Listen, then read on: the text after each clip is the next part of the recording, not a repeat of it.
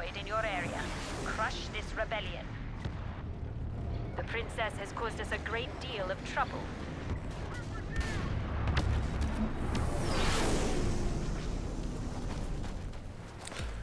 What's up guys, and welcome back to another video from me. And today we've got a Battlefront video, purely because I've been playing quite a bit of this lately, and I'm a big Star Wars fan, and I actually quite enjoy this game quite a lot.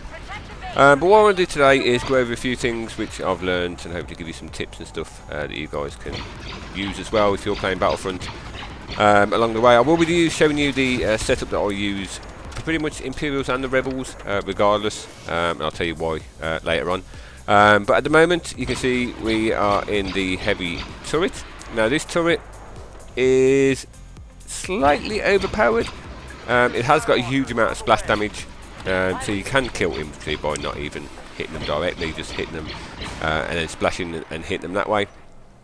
But another thing it's really good for is also taking down enemy fighters, which you saw me do just. Took one down and the other one crashed trying to get me, and again this one comes in for a strafing run and we take him down. Now, literally 2 shots with this thing will take down a TIE fighter or a rebel plane, should you be the Imperials and somehow find yourself in one of these turrets.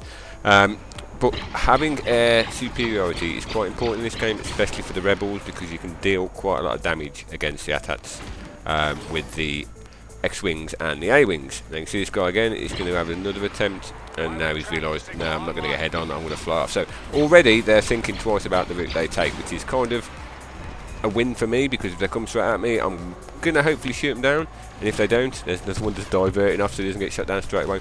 So they're rethinking the way they have to go in, so while they're doing that, they're not shooting my teammates, and then my teammates can hopefully try and capture the objectives. Now Walker Assault is really important to play the objectives, as opposed to just going for a massive kill to death ratio, and there's another one down and another one crashing trying to get me. It is really important to play the objectives, because if you don't, it will be a really short game if you are the Imperials, whereas if the Rebels, you will just get absolutely annihilated and your kill death ratio will be absolutely terrible. So my kill death ratio isn't, to be fair, isn't that high. I'm just more about trying to do what I can to stop people getting to the objectives and capturing them. So I might not be right next to the objective battling to the death to try and stop people from capturing it. And you will notice there, somebody actually put a shield around me, which I thought they were trolling me a little bit. But it turns out that you can actually shoot through that shield with this blaster, but nobody else can shoot you back. So if you pick one of these up, drop it right next to the turret and get in the turret, because you are going to be safe for quite a while, unless somebody's close enough to throw grenades. And there's another one taken down. So we're doing quite well shooting the fighters down. We're keeping the air free. It's just a shame that nobody else on our team seems to be jumping in the fighters to be able to do it. And there's one just flying past as I say that now. You can see we've had them up for quite a while. We've got quite a few Y-wings. So it's all about using what you've got at your disposal properly, as opposed to just, see, I'm not blasting everything, because if I do, then when I need the gun, it would have overheated. So I'm just holding back a little bit. And then you can see the rebel fighters getting involved as well. So that's took a little bit of heat off me, so I can probably concentrate a little bit more on the AT-ATs, which is going to be the main focus here, to try and deal as much damage as you can to these before the time runs out. So yeah, it's all about playing the objective, using what you have effectively. So pretty much, I think, with the exception of Endor map, which is heavily biased towards the rebels, I've played that map quite a few times on the Walker Assault, and I've only won with the Imperials once, and that was because everybody backed out on the rebel side and there was literally 3 people. Every other time you play, the Imperials are just way outnumbered. There is no way you can protect that AT-AT unless the Imperials are absolutely useless. So it's going to be quite difficult on certain maps. Endor, I hope they do balance it. I hope they end up sticking another AT-AT in or something, and hopefully sort it out that way. But at the moment that map is just pretty much unplayable. If you are the Imperials, you are getting a loss on your side. So it is pretty much just try and get as many kills as you can, because there's very little you can do. Which brings me on to heroes. Now, Again, heroes, I see this so many times when I'm playing online, people get a hero, run straight into the enemy spawn, last about 30 seconds, die, and that'd be no use whatsoever. So again, it's it's about using the hero to the best of their ability. Now you can see here the left hand objective isn't captured, so I'm going to use Leia. I'm going to try and get up there as fast as I can and do what I can, not literally capture it myself, but try and hold them off and provide some support as everybody else falls up. Hopefully everybody else will fall up behind me and I won't be left there on my own. But this is what we're going to try to do here. So you've got some people guarding it, which Leia, as most healers, can pretty much, 1 or 2 troops can pretty much get rid of them straight away. Again, see, dropping pickups for the team, so if they want to pick them up and get a bit of a bonus while they're trying to capture it as well. Not charging straight in, using cover as we need to. People, the honor guard are then spawning on me as well, so that gives it even more backup. So just trying to keep Leia alive and be as much use as possible. Same works for Luke and also Han Solo. I see so many people just running around like a headless chicken with Han Solo, and he lasts literally 30 seconds before he dies. And he can be so effective along with Leia, but you have to have him in the right kind of environment. Luke, in this environment, you probably want to push him forward a little bit and just meet him as the stormtroopers come round. So just putting the shield up, try and give us a little bit more cover. And we're getting locked onto with a rocket, which will take on the chest but don't die. So yeah, same goes with Boba Fett and Darth Vader, and I really like playing the Emperor as well. It's pretty damn cool because the way he just flies at people and then electrocutes them. But each one you have to play slightly differently. Darth Vader's probably more, and Luke's probably more bound for close quarters, whereas the other ones, with the exception of the Emperor, he's probably close quarters as well. The most of them, or the rest of them, you're going to want to try and keep some distance. And you can see the kind of effect it's having because they're pushing a lot of troops up there now, and they're firing all the orbital strikes up there to try and stop doing what they can. So they're just dropping some more pickups for anybody else to pick up along the way. Try and keep this for as long as we can, because this one, especially in this map, this is a key one. The longer you can hold this, the better chance you've got to do and the more damage the AT-ATs. The other one, that's quite easy to hold because it's quite near the spawn. This one is a bit further away, so if you lose it and trying to get down Death Alley, I'm just having a battle with Darth Vader there, trying to get down Death Alley to try and get up here, it's an absolute nightmare, and you will deal very little damage to the AT-ATs because of it.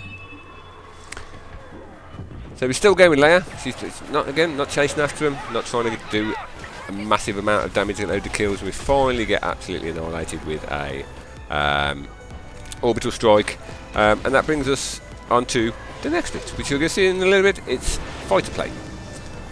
So whether you're on Imperials with the TIE Fighters or the TIE Interceptors, or the Rebels with the A-Wings or the X-Wings, for starting off flying, it was absolutely diabolical for me. I've crashed into the ground so many times, I've crashed into buildings, I've crashed into AT-ATs, thinking I was clear of them and realising I was a little bit too close, and then just misjudging it and just going, no, I'm not going to fly, I'm going to stay on the ground. But I persevered with it, and I learned that if you're flying, your key job is the other fighters. Take down the other fighters as quickly as possible. If you don't, they'll take you down, you'll be back on the floor, and you lose air superiority. And it's important to have air superiority because if you're the Imperials, you want to stop the Rebels from doing all the damage that these planes can do to the AT-ATs, and if you're the Rebels, you want to be able to deal as much damage to the AT-ATs as you can. So don't just focus on ground targets. Air targets are primarily what you want to go for, followed by the ATSTs. And another thing I learnt as well, which you may not know if you're new to it, it took me a while to figure this out, and I only worked it out because I saw some of the tips. You've got the speed. If you're going fast, your blasters will be less powerful. If you slow down, your blasters are more powerful. You can see why I'm firing here. I'm actually slowing right down, then speeding up away. And I'll do the same when I fight against the TIE Fighters as well. And don't use, where you can do evasive manoeuvres, up, down, left and right, don't use that for missile lock-ons. You can pretty much do a loop-the-loop anyway, and that will evade 99% of the missiles. You see I'm just going to go for them, but then I spot another fighter, so ignore the AT-ATs, go straight back onto the fighter again, make sure that's clear, and now I can go back to bombing, doing strafing runs on the AT-AT. So with the evasive manoeuvres, don't use them because you can pretty much do a loop-the-loop anyway, and that will evade 99% of the rockets. What you want to do, and this happens quite a lot, is you end up having head-to-head battles with other planes as they come onto the map. Now it can be quite difficult if you're just coming onto the map, because it doesn't give you control straight away, so you can be pretty much screwed anyway. So this is going to be quite important. But if you're flying to it and you've got a lock on, stay with your blasters and then press left or right to do your roll. Because what will do is that will stay locked onto the fighter, still deal damage, but you'll be rolling so it won't do any damage to you.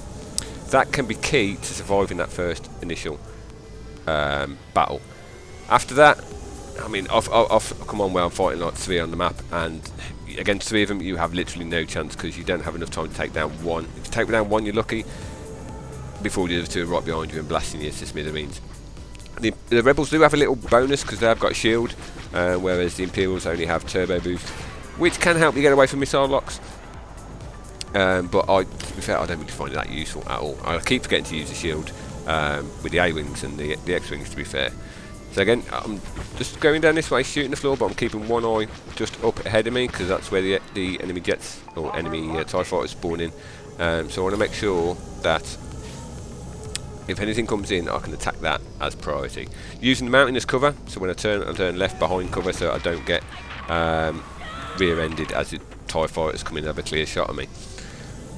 So it is quite challenging, it is quite enjoyable though with the flying aspect of it, and you can do fighter squadron, which is what I did just to learn some manoeuvres and some techniques. I don't claim to be the best, there's probably a lot better people on Star Wars than me, but it's something that may help you guys just last that little bit longer when you're flying in the air. I do still get close to the ground a few times, as you saw there. But yeah, so overall this game is pretty damn good. Map wise it could be a little bit better. I say Endor is a pretty much guaranteed win if you are the Rebels and guaranteed loss if you are the Imperials. And then there's only like 3 other maps apart from that. It would have been nice if they would have had some more free maps or some more maps from the start. I know there's a new map coming out in December, but it would have been nice to have a little bit more. The game is a bit sparse, to be fair. It is pretty much rinse and repeat and doing the same thing over and over again. But I love Star Wars, to be fair. And I think they have done a fairly good job in this game. It does need a few balancing things. Grenades is a nightmare. It's certain times you seem to have all the grenades in the world come flying at you. Just purely because of the amount of grenades that's in it and the way you can set your classes up, so you can have impact grenades and you can have thermal grenades as well. And just keep spawning. You've got the grenade launcher as well, which is one of the things that I rock. So I've got that just to try and give me a fighting chance against the grenade throwers. And it works fairly well. So we're still going. This lasted pretty damn long. We're just doing the spin. It helped us evade that missile that was locked onto us while we was having a dogfight as well. So there's a double bonus for it there.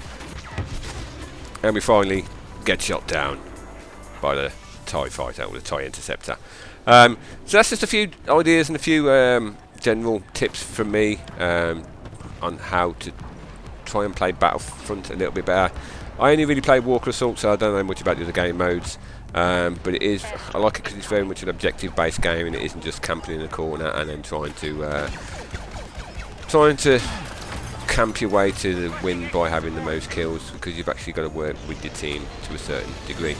So whatever equipment you've got, whether you're flying, whether you're an ATST, whether you're an attack, use it to its strengths and what it's designed for, because once you start going off and veering off from that, then you will just get absolutely destroyed. You can see I actually used the up evasive manoeuvre there, and it didn't remove the lock on, and then I followed it with my own rollover, and it cleared it. So that's just a few tips from me. I'll just switch over to my... What was I going to show you? I was going to show you my class setup and what I use. I'm about level 33. I find this works pretty good for me, even when you are the rebels, because then you get to deal a lot of damage to the attacks with these weapons as well, without them being specifically iron-based weapons. They won't deal as much damage as iron-based weapons, but then you can use them for multiple scenarios. So I find that it works out pretty damn good. So bear with me 2 seconds, I'll just switch over and then you can see my setup.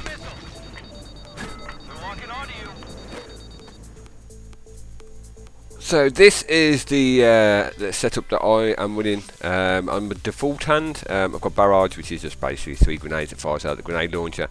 Seems to work quite well, especially against enemies that are spamming grenades quite a bit. If you can't beat them, join them. So yeah, just fire them off, and individually they won't kill people, but usually if you can group them close enough they will, and get pretty accurate with them. they will pretty much destroy anybody that's within a small radius. The other one is explosive shot. I find it just helps with my blaster a little bit against infantry. Can also use it against vehicles and turrets and stuff, but it isn't overly powerful. But that's just help my blaster play, shall we say. And the other one is the cycler rifle. Now this you don't unlock till quite near the end of, or about 30 odd I think it is. And it isn't equivalent for the, I can't remember what the name of the pulse rifle thing is. Which one is it? The pulse cannon. Pulse cannon does fire straight. You can charge it. If you hit them with a full charge, it will be a one-shot kill. But the cycler rifle, I just kind of like it because you have to have a bit of skill and a bit of. You can't just aim directly at them and fire it. You have to, it's the distance away. Then you have to aim above them and judge for bullet drop and stuff like that. And it's that I like, and the fact that the opening sequence when I shot down that Rebel A-wing with it just makes it feel a lot more enjoyable when you actually hit stuff with it. And the pulse cannon feels quite cold. So that's what I'm running with on my default hand. On my second hand, I've got an iron grenade, iron shot, and iron torpedo. Just if we are actually getting screwed over by vehicles, or we need to deal some more damage with the AT-AT, I'll stick this on, and that pretty much just charges you up, and you can deal quite a lot of damage. With the default hand as well, with the barrage, if you can get close enough to the AT-AT and hit the legs, that actually does quite a bit of damage. I think there's 5 for each of those. Not 5%, but it deals 5 damage to the AT-AT with each of them grenades. Cycler rifle does about 10 I think, although the pulse cannon probably does a little bit more.